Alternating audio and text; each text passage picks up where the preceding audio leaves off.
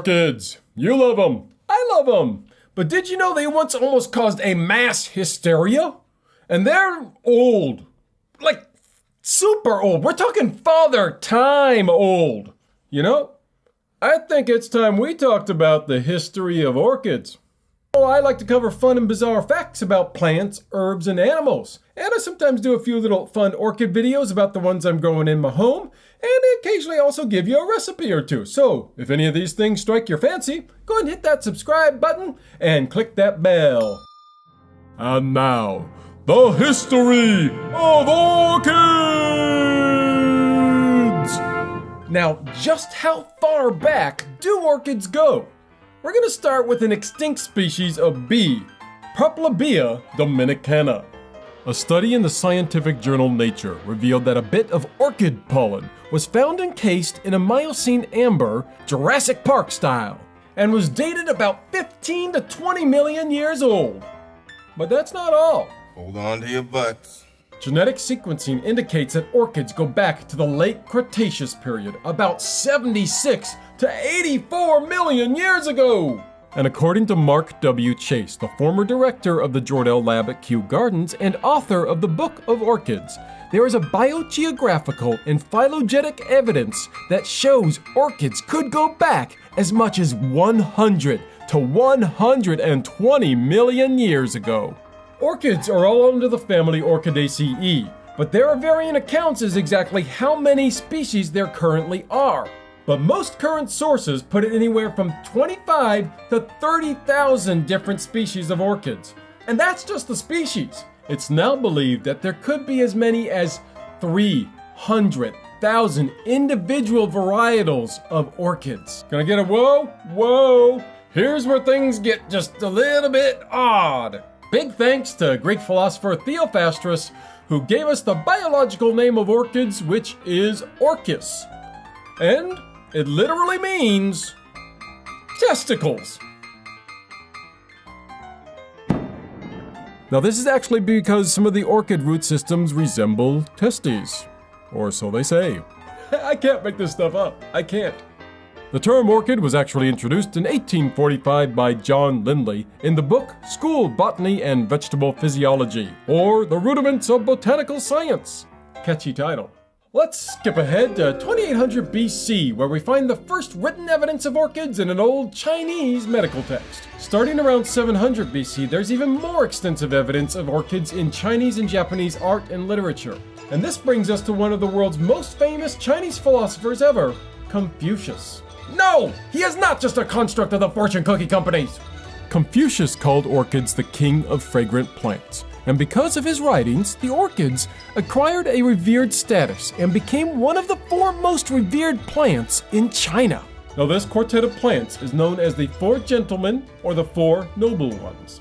They are called this because they uphold the greatest virtues of the Junzi, also known as the gentlemanly virtues of Confucianism. They are bamboo, chrysanthemums, the plum tree, and orchids. They are also meant to depict the 4 seasons of the year. Sidebar! The 4 tiles of a mahjong set which depict flowers are always supposed to use the 4 noble ones as those flowers. Consider yourself edified. Confucius's influence on orchid acceptance actually extends to Japan, where we find an old Japanese legend about a sterile emperor's wife who was able to conceive 13 children because she inhaled the perfume of orchids. And the Japanese went so gaga over orchids that it actually affected their economy. And the actual emperor at the time had to ban orchid sales and planting.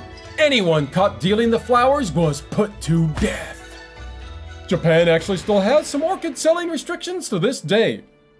Just not so deadly. Now orchids are actually found on every continent except for Antarctica. Makes sense. And as we start moving forward in time, we find stories about them from most every continent. In Europe, the ancient Greeks were not so much admiring orchids as using them for aphrodisiacs. The indigenous Oregon inland plateau natives were using Goodyeria oblongata orchids for medicinal purposes. And the ancient Khmer of Cambodia have orchids in their architecture.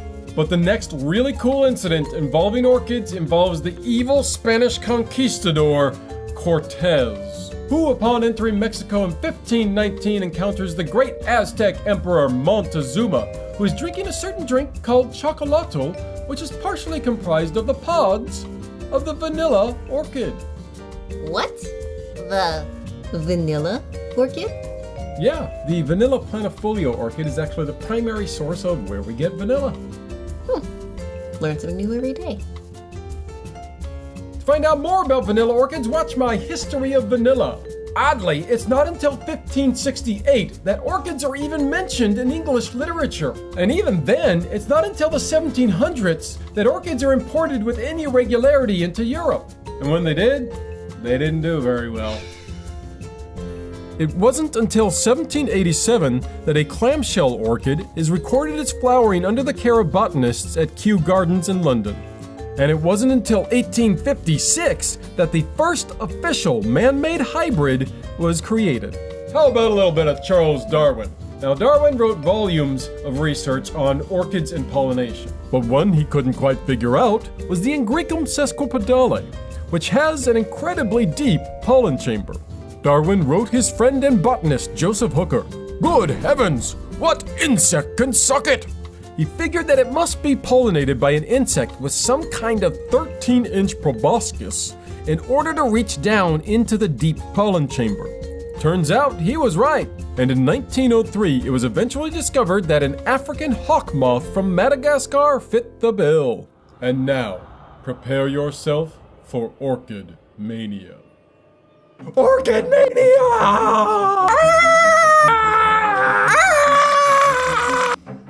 Orchid mania!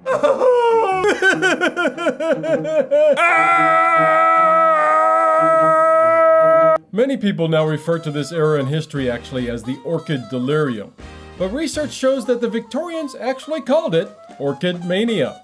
Psychopsis papilio is the beautiful flower that sent the Duke of Devonshire's orchid obsession into overdrive.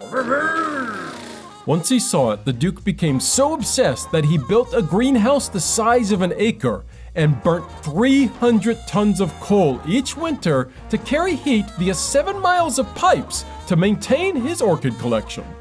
It was the lady slipper orchid, however, that got Victorian botanists to go absolutely bonkers. They just wouldn't stop digging it up or picking its flowers. Luckily, in 1930, a lady slipper orchid was found around the Yorkshire Dales. Because of the orchid madness sweeping the nation, however, they had to place it under surveillance, police protection, and create a secretive committee, kind of like the Freemasons, to protect the plant. People were so desperate to steal a cutting of the plant. Tripwires were installed during the flowering season. Keep it secret. Keep it safe. Since they were so rare, orchids were considered status symbols for the elite and royalty. And unfortunately, that's the only people who could afford them because orchid prices at the time were astronomically high. In 1890, Queen Victoria's royal orchid grower, Frederick Sander, auctioned a specimen of Cattleya orchid from South America for £2,000. Adjusted for inflation, that's about £240,000 today. Now, because of this manic drive to claim the rarest orchids for their own collections, the ultra-rich financed large, expensive expeditions to bring back the new species of orchids which no one had seen before. Unfortunately, because they didn't know much about orchid care, their survival rate was horrible. And this led to the invention of the Wardian case, a sealed glass mini greenhouse that simulated the tropical environment to help keep orchids alive.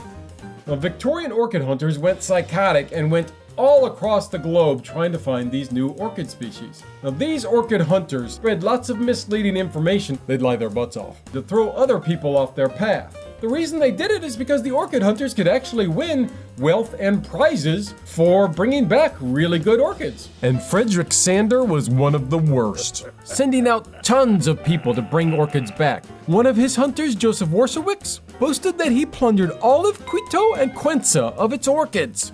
And plunder is only part of it. Orchid hunters would burn the forest behind them in order to prevent their competitors from getting the same orchids. What the? You want more bizarre? Okay, orchid hunters would sometimes use more common orchids as packing material for the rare orchids.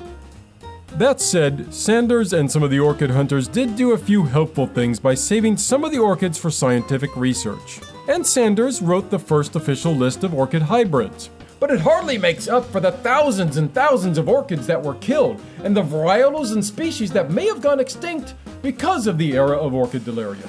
Today, thankfully, the approach to orchids is completely different. In 1973, CITES was created to prevent the illegal trade of orchids that still exists. Illegally traded orchids seized by the United States Customs are taken care of by the New York Botanical Gardens Rescue Program. Still, orchid mania remains a humongous blemish on the history of orchids and the numbers of species that were lost. And we can only hope in the future that people will finally get a clue and calm the down. Thanks so much for watching!